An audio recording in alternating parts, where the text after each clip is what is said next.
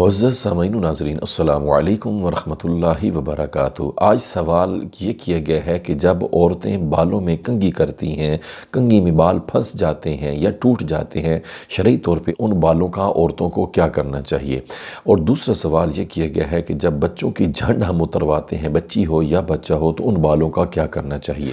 ہماری مائیں، بہنیں اور بیٹیاں اگر اس بات کو سمجھیں کہ عورت کا جو لفظی معنی ہے، لفظ عورت کا، وہ ہے ڈھانپی ہوئی، چھپی ہوئی، محفوظ، تو اس بات کو، اس معنی کو اس مثال سے سمجھیے کہ جو اللہ کا گھر ہے، کعبہ شریف ہے، وہ غلاف میں لپٹا ہوا ہو، غلاف کعبہ میں کعبے کو دیکھیں تو اس کے حسن، اس کی خوبصورتی میں کمال درجے کا اضافہ ہوا ہوتا ہے، اور دل اور آنکھیں اور ہمارا کلیجہ دیکھتے ہی ٹھنڈا ہو جاتا ہے۔ اس کی خوبصورتی غلاف کے ساتھ ہے۔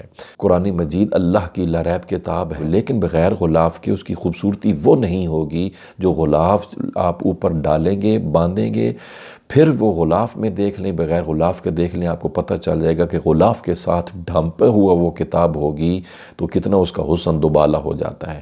اسی طرح اللہ کا گھر غلاف کے ساتھ ڈھانپا ہوا ہو تو کتنا اس کا حسن، خوبصورتی میں کمال اضافہ ہوتا ہے۔ اسی طرح عورت اگر جو لفظ پر غور کر، اس کا معنی ہے ڈھانپی ہوئی، چھپی ہوئی، تو جب تک وہ اپنے پردے میں رہے گی، اس کی حسن اور اس کی خوبصورتی میں بھی اضافہ ہوگا، شریعت پر بھی عمل ہوگا، اور اللہ اور اس کے محبوب کی لعنت سے وہ عورت پردہ کر کے بچ جائے گی۔ سامعین ذی وقار، جو چہرہ ہے، عموماً چہرے سے شر آتا ہے، انتشار پھیلتا ہے۔ چہرہ بھی، جو عورتیں برقع پہنتی ہیں وہ چہرے کو بھی ڈھانپ کر رکھیں اور ہاتھوں پر دستانے لگائیں، تاکہ مکمل ڈھانپی ہوئی عورت اگر اپنے کسی کام کاج کے ذریعے باہر جاتی ہے تو وہ شر سے بچ سکے گی۔ حضرت سیدہ فاطمہ الزہرا سلام اللہ تعالی علیہا سے پوچھا گیا کہ مکمل عورت کا پردہ کیا ہے، تو آپ نے فرمایا کہ عورت کا مکمل پردہ یہ ہے کہ عورت اس طرح پردہ کرے کہ کوئی مرد اس کو نہ دیکھے، اور عورت کسی مرد کو نہ دیکھے، یہ مکمل پردہ ہے۔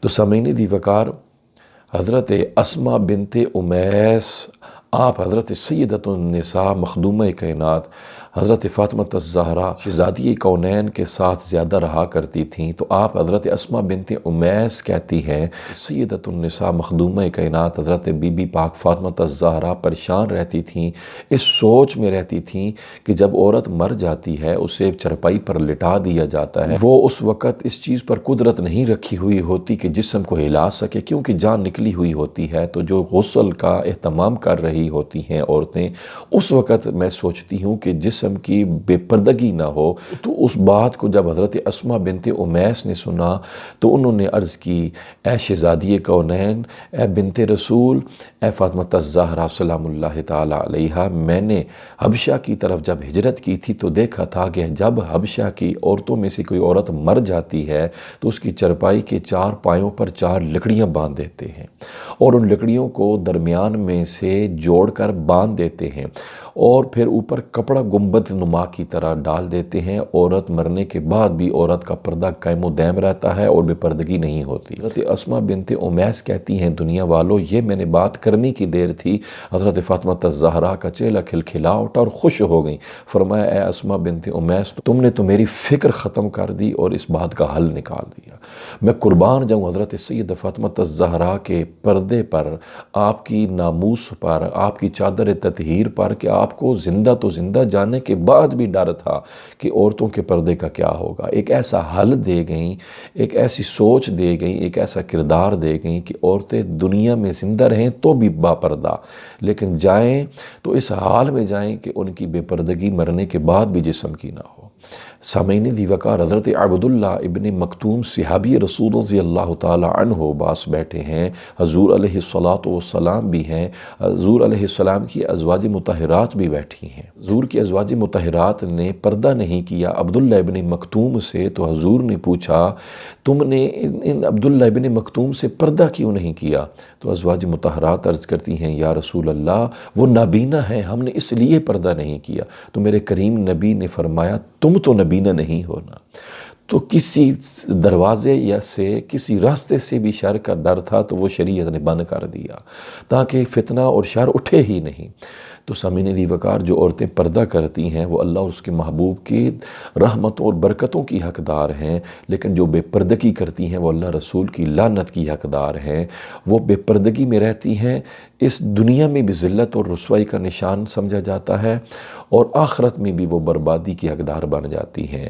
جو بے پردگی کرتی ہیں صرف وہ یہ سوچیں کہ حضرت سیدۃ النساء کا پردہ کیسا ہوگا، حضرت خدیجۃ الکبریٰ اور اماں عائشہ الصدیقہ کا پردہ کیسا ہوگا، تو جب یہ سوچیں گی تو وہ حیا کے انداز کو اپنا لیں گی۔ وہ عورتیں جو کنگھی کرتی ہیں، کنگھی میں بال پھنس جاتے ہیں، ٹوٹ جاتے ہیں، تو کئی عورتوں کو ہم نے سنا ہے کہ وہ بال بیچ دیتی ہیں۔ بیچنا شرعاً گناہ ہے، بے پردگی ہوتی ہے، بیہودگی ہوتی ہے۔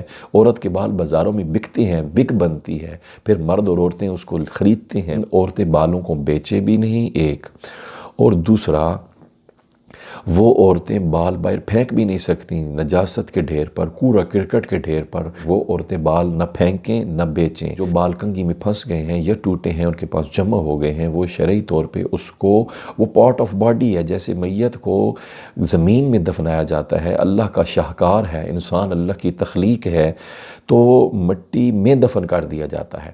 بالخصوص جو عورتوں کے بال ہیں یہ بھی پارٹ آف باڈی ہیں۔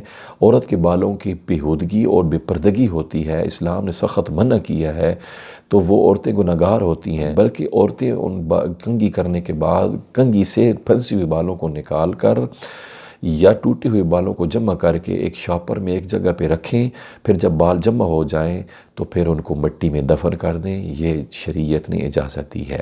وہ پارٹ آف باڈی ہے، بیہودگی بھی نہیں ہوگی، بے پردگی بھی نہیں ہوگی، اور عورت کی توقیر اور شان باقی رہے گی۔ اور بال بچوں کے جو جھنڈ اتروائی جاتی ہے تو آپ بال پھینک سکتے ہیں، اس میں کوئی بے پردگی نہیں ہے۔ ہاں، اگر آپ بچوں کے جھنڈ کے بالخصوص بال اگر دفن کر دیں تو یہ افضل ہے، لیکن اگر پھینک دیں تو کوئی مسئلہ نہیں ہے، کیونکہ وہ نابالغ بچیاں اگر ہیں تو نابالغ ہیں۔ امید کرتا ہوں آپ کو یہ مسئلہ صحیح سمجھ آ گیا ہوگا۔ جو ہمارے اس چینل پر دوست نئے آئے ہیں پلیز اس چینل کو سبسکرائب کر کے گھنٹی کے بٹن کو دبا دیں۔ آپ ہمارے سبسکرائبر بنیں گے، شریعت کے مسائل آپ کو سیکھنے کو ملیں گے۔ السلام علیکم ورحمۃ اللہ وبرکاتہ۔